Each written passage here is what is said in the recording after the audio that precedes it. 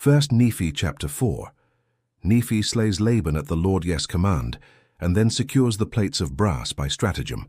Zoram chooses to join Lehi's family in the wilderness. About 592 B.C. 1.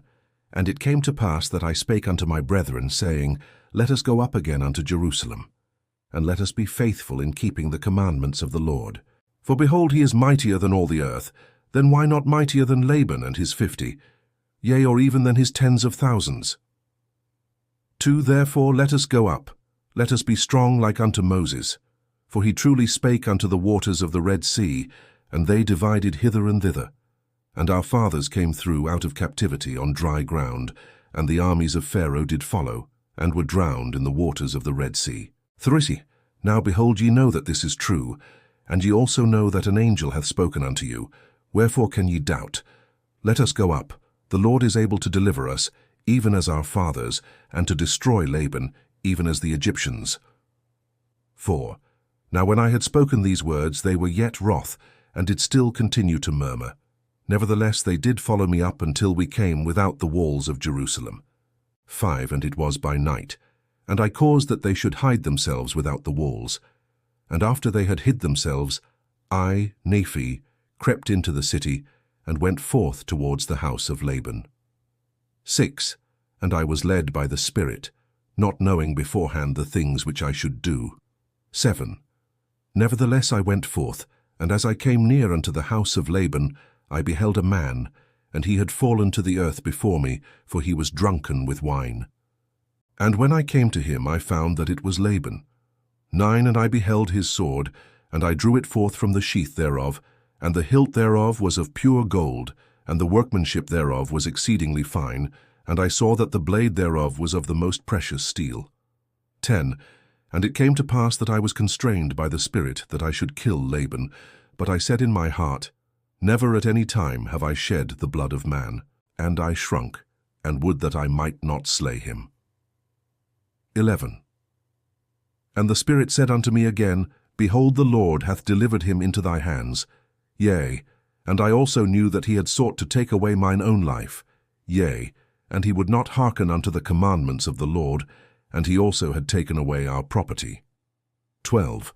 And it came to pass that the Spirit said unto me again, Slay him, for the Lord hath delivered him into thy hands. 13. Behold, the Lord slayeth the wicked, to bring forth his righteous purposes.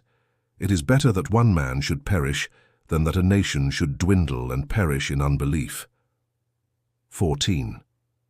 And now, when I, Nephi, had heard these words, I remembered the words of the Lord which he spake unto me in the wilderness, saying that, Inasmuch as thy seed shall keep my commandments, they shall prosper in the land of promise. 15. Yea, and I also thought that they could not keep the commandments of the Lord according to the law of Moses, save they should have the law. 16. And I also knew that the law was engraven upon the plates of brass. 17. And again, I knew that the Lord had delivered Laban into my hands for this cause, that I might obtain the records according to his commandments. 18. Therefore I did obey the voice of the Spirit, and took Laban by the hair of the head, and I smote off his head with his own sword. 19. And after I had smitten off his head with his own sword, I took the garments of Laban, and put them upon mine own body, yea, even every whit, and I did gird on his armor about my loins. 20. And after I had done this, I went forth unto the treasury of Laban.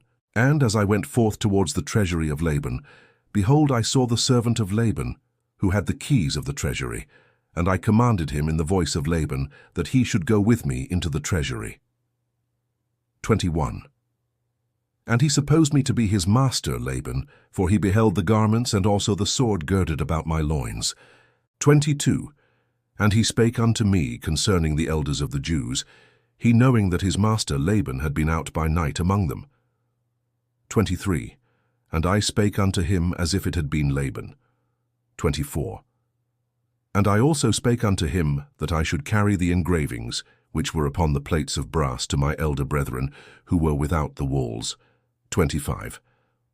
And I also bade him that he should follow me. 26.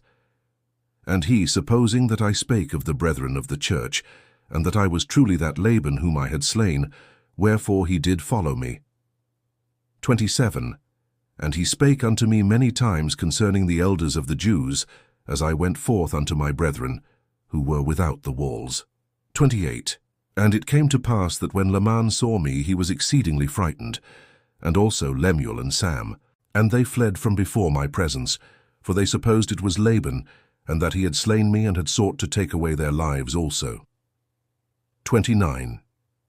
And it came to pass that I called after them, and they did hear me, wherefore they did cease to flee from my presence. 30. And it came to pass that when the servant of Laban beheld my brethren, he began to tremble, and was about to flee from before me, and return to the city of Jerusalem. 31. And now I, Nephi, being a man large in stature, and also having received much strength of the Lord, therefore I did seize upon the servant of Laban, and held him, that he should not flee. 32. And it came to pass that I spake with him, that if he would hearken unto my words as the Lord liveth, and as I live even, so that if he would hearken unto our words, we would spare his life. 33.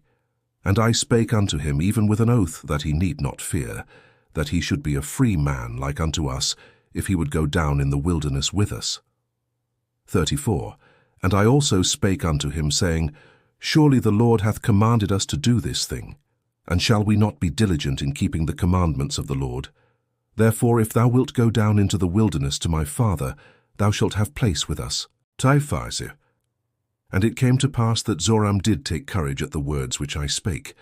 Now Zoram was the name of the servant, and he promised that he would go down into the wilderness unto our father. Yea, and he also made an oath unto us that he would tarry with us from that time forth. 36. Now we were desirous that he should tarry with us for this cause, that the Jews might not know concerning our flight into the wilderness, lest they should pursue us and destroy us. 37. And it came to pass that when Zoram had made an oath unto us, our fears did cease concerning him. 38.